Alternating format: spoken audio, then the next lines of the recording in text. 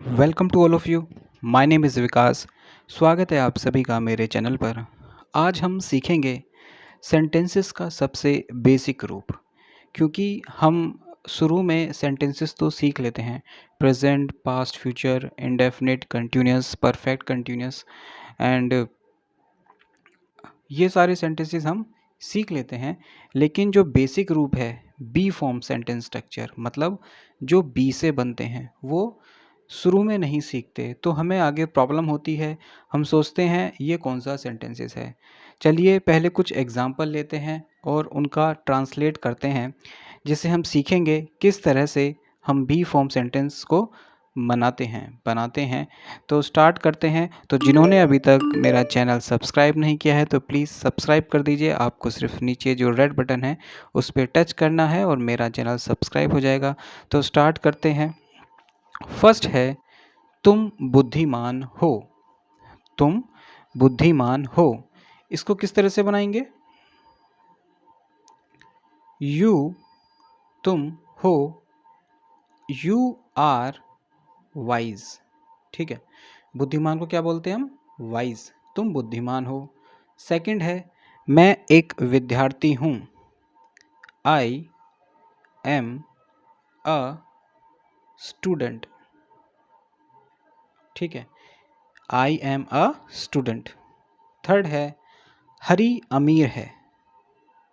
Hari is rich. Hari is rich. Hari अमीर है। हम मीटिंग में थे। फोर्थ है, हम मीटिंग में थे। We were in meeting.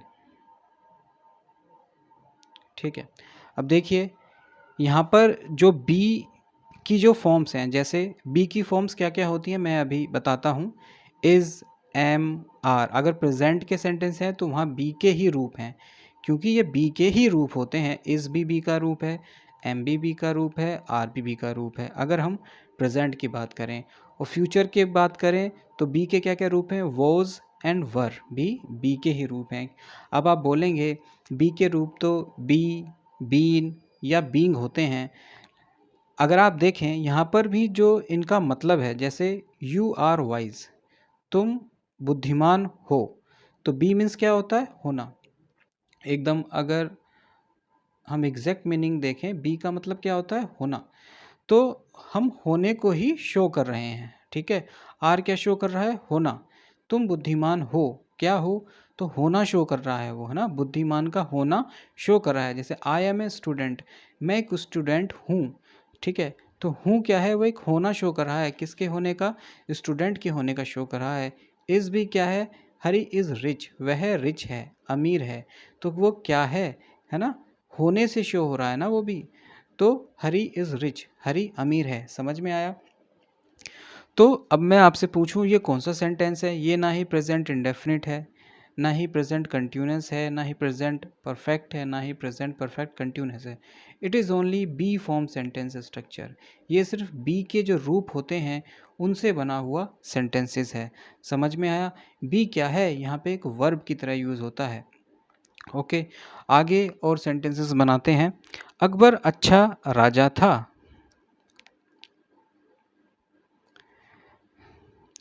Akbar was a good king। Next है, मैं खुश था। आई, मैं खुश था। I was happy. ठीक है, वह आज यहाँ होगा। वह, he will be here today. Okay, अब देखिए बी का मीन्स क्या होता है? होना। तो इसको हमने फ्यूचर टेंसेस में भी यूज़ कर लिया बी को। मैं लेट हो जाऊंगा। I will be late. Next है,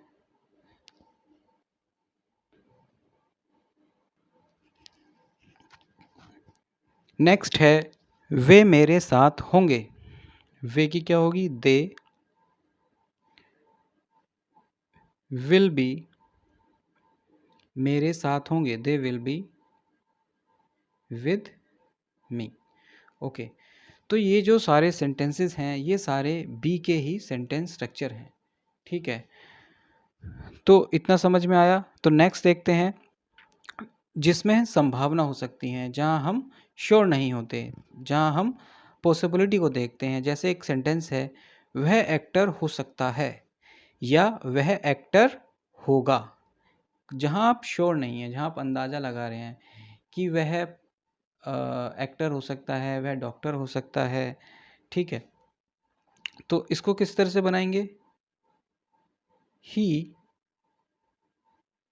मे बी एन एक्टर। ठीक है, जहाँ आप श्योर नहीं हैं, ठीक है, निश्चित नहीं है कि वह कौन है, वहाँ आप आइडिया लगा रहे हैं। ठीक है, ही मे बी एन एक्टर, तो इसका मतलब क्या हुआ? वह एक्टर हो सकता है, ऐसे भी बोल सकते हैं, या हम बोल सकते हैं वह एक्टर होगा। नेक्स्ट है वह शायद एक्टर हो सकता है। यहाँ देखिए हमने शायद यूज़ किया। तो जब शायद यूज़ करते हैं, जब आप और कम श्योर होते हैं, मतलब बहुत ही कम श्योरिटी होती है, he might be an actor. Okay, और जब आप थोड़ा बहुत ज़्यादा श्योर होते हैं, मतलब आपको एग्जैक्ट तो नहीं पता लेकिन आप बहुत ज़्यादा श्योर हैं, ठीक है, वहाँ पे हम ज़रूर लगाते हैं। तो क्या होगा? वह ज़रूर एक्टर हो सकता है या वह ज़रूर एक्टर होगा। He must be an actor. ठीक है, तो यहाँ जितने भी हमने सेंटेंस अभी तक बनाए उसमें हमने बी को यूज़ किया। ठीक है, अब आगे पढ़ते हैं।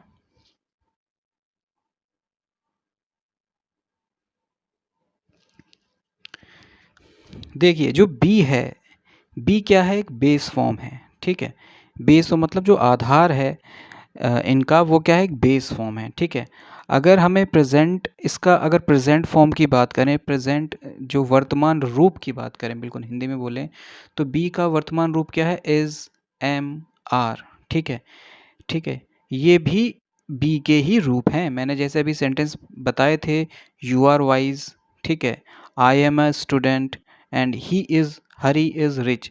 तो ये जो तीनों सेंटेंस थे, इनमें हमने बी का ही रूप यूज़ किया, डेट इज़, एम, आर।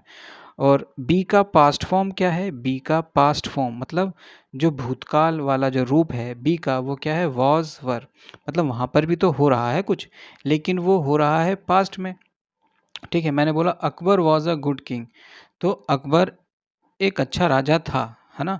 वहाँ पे उसके होने को हम शो कर रहे हैं। कैसा होने को? अच्छा होने के लिए शो कर रहे हैं। तो पास्ट की बात हो गई तो वहाँ पे हम था यूज़ करेंगे, है ना? वॉज, वर भी बी के ही रूप हैं। ठीक है, इसका पार्टिसिपल रूप भी होता है। पास्ट पार्टिसिपल बोले तो जहाँ हम वर्ब की थर्ड फॉर्म यूज़ करते हैं। तो बी की थर्ड फॉर्म क्या है? बीन। ओके, बी की थर्ड फॉर्म क्या है? बीन। इसको हम बोलते हैं past participle form of any verb. तो बी जो है एक वर्ब है, एक क्रिया है। ठीक है, बी क्या है? एक क्रिया है या कहें वर्ब है। ठीक है, तो इसके ये सारे रूप हैं। प्रेजेंट पार्टिसिपल, प्रेजेंट पार्टिसिपल क्या होता है? जब हम उस वर्ब में आईएनजी जोड़ देते हैं, वो प्रेजेंट पार्टिसिपल रूप बन जाता है। नेक्स्ट है परफेक्ट पार्टिसिपल। परफेक्ट पार्टिसिपल क्या होता है? जिसमें हम हैविंग बीन करके यूज़ करते हैं। मतलब परफेक्ट पार्टिसिपल हमने यूज़ किया, हैविंग के साथ हमने बीन, मेन वर्ब की थर्ड फॉर्म। ये क्या है? मेन वर्ब की थर्ड फॉर्म है। जो भी हैविंग के साथ जब थर्ड फॉर्म लगाते हैं तो परफेक्ट पार्टिसिपल फॉर्म बन गया। फ्यूचर, अगर भविष्य की बात करें तो वहाँ हमने विल के साथ बी जोड़ दिया, शैल के साथ बी जोड़ दिया। It is a future form of be, यह बी का ही भविष्य वाला रूप है। ठीक है, इन्फिनेटिव, इन्फिनेटिव क्या होता है? जब हम टू के साथ बी यूज़, जब हम टू के साथ फर्स्ट फॉर्म यूज़ करते हैं, टू प्लस वर्ब की फर्स्ट फॉर्म। तो टू प्लस बी वाला जो रूप है वो क्या है? इन्फिनिटिव रूप होता है। ठीक है, जेरेंड। अब देखिए बी का जेरेंड फॉर्म क्या होता है, बीइंग। एज ए बीइंग भी हम उसको यूज़ कर सकते हैं। अब आप कहेंगे दोनों ही सेम हैं, बट दोनों को हम अलग तरीके से यूज़ कर सकते हैं। प्रेजेंट पार्टिसिपल के तौर पर भी यूज़ कर सकते हैं और एज अ जेरेंड के तौर पर भी हम यूज़ कर सकते हैं। नेक्स्ट देखते हैं बी के फॉर्म्स। ठीक है, जो बी के जो रूप होते हैं इसको हम क्या बोलेंगे, रूप। क्या क्या रूप हैं बी के, बी के क्या क्या फॉर्म्स हैं, जैसे मैंने बताया अभी, is, am, are. Okay, is है, एम है, आर है। ठीक है, ये हमारे हो गए present form. Was, were. Okay, be, be का तो बी ही हो जाएगा, बी, बीइंग, बीन। ओके, और फ्यूचर की बात करें तो शैल बी और will be, WILL, will B.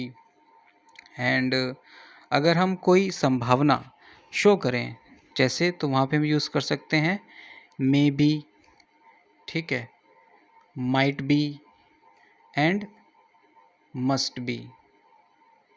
Okay, तो ये इनमें हम बी का रूप, बी का यूज़ कर सकते हैं, बट इनके जो एग्जैक्ट फॉर्म हैं जैसे 1 2 3 4 5 6 7 8, एग्जैक्ट जो रूप हैं वो यही होंगे। होना, इन सब का मतलब होना होता है ना, is, am, are, was, were, be, being, been. ठीक है, अब यहाँ पर हम बी का यूज़ करके फ्यूचर में भी इनको यूज़ कर सकते हैं। जैसे इज, एम, आर हम प्रेजेंट में यूज़ करते हैं, वर्तमान काल में यूज़ करते हैं। वॉज, वर हम पास्ट के सेंटेंसेस में यूज़ करते हैं। ठीक है, will be and shall be future के सेंटेंसेस में यूज़ हो जाएगा। बी के ये फॉर्म्स हो जाएंगे, और कोई संभावना व्यक्त करने के लिए may be, might be and must be, जो कि मैंने अभी शुरू में एग्जांपल लिए उनसे आप समझ गए होंगे। ठीक है, तो ये आपको इतना समझ में आया होगा, जो प्रेजेंट, पास्ट, फ्यूचर के इंडेफिनिट, कंटिन्यूस, परफेक्ट और परफेक्ट कंटिन्यूस फॉर्म्स जो होती हैं, ये उनसे स्टार्टिंग में हमें समझना चाहिए। लेकिन हम वो 12 टेंसेस तो समझ लेते हैं, ये बी के जो रूप हैं इनको नहीं समझ पाते। ठीक है, कुछ ऐसे एग्जांपल्स लेते हैं जिससे आपको कुछ और सीखने को मिलेगा। तो स्टार्ट करते हैं।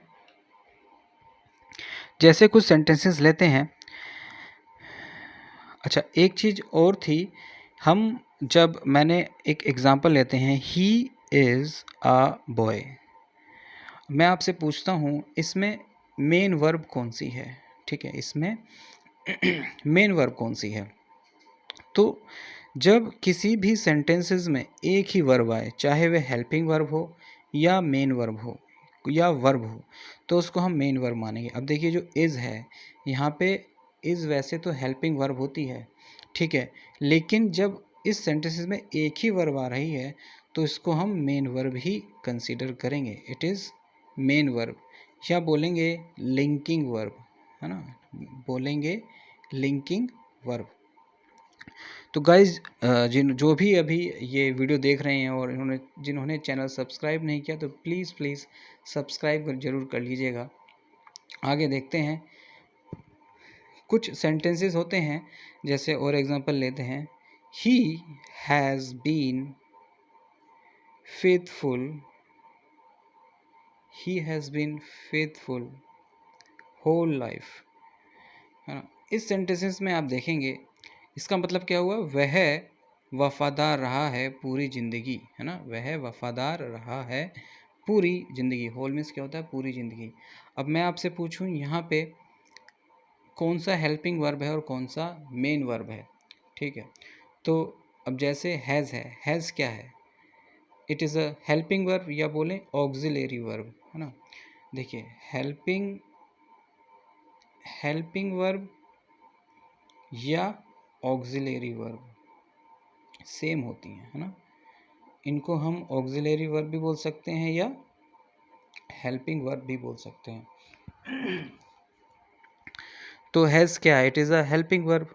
और यहाँ पे जो बीन है, अब आप सोचेंगे बीन तो मे बी हेल्पिंग वर्ब हो सकती है बस, but it is a main verb. यहाँ पे जो बीन है, ही हैज़ बीन, क्या है, मेन वर्ब की तरह यूज़ हुआ है।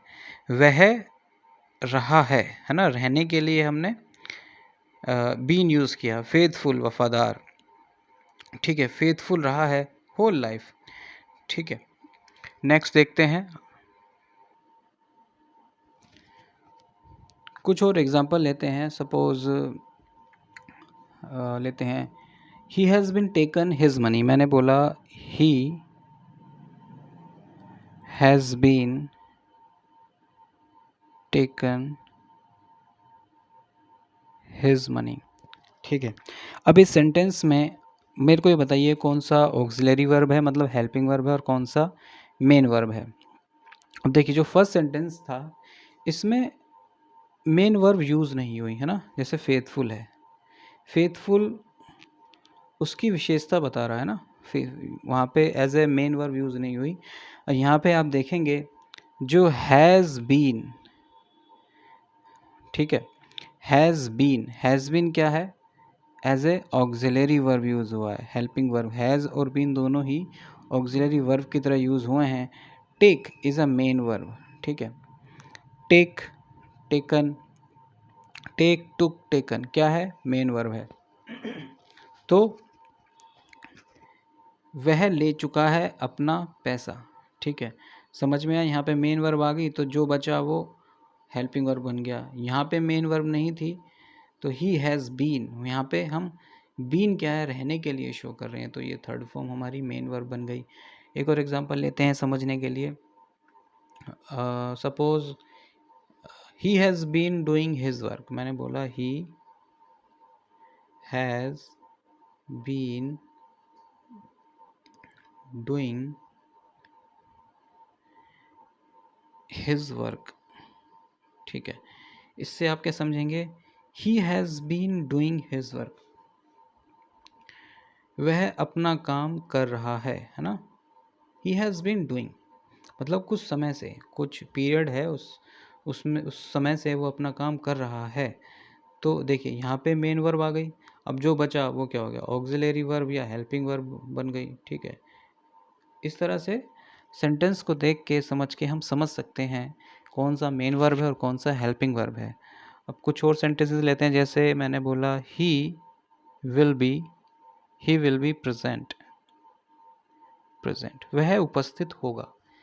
तो यहाँ पे देखिए, यहाँ पे ही विल बी, ठीक है। अब देखिए यहाँ पे तो ये ऑक्सिलरी वर्ब बन गई, हेल्पिंग वर्ब बन गई, बी क्या हो गई, मेन वर्ब हो गई। समझ में आया।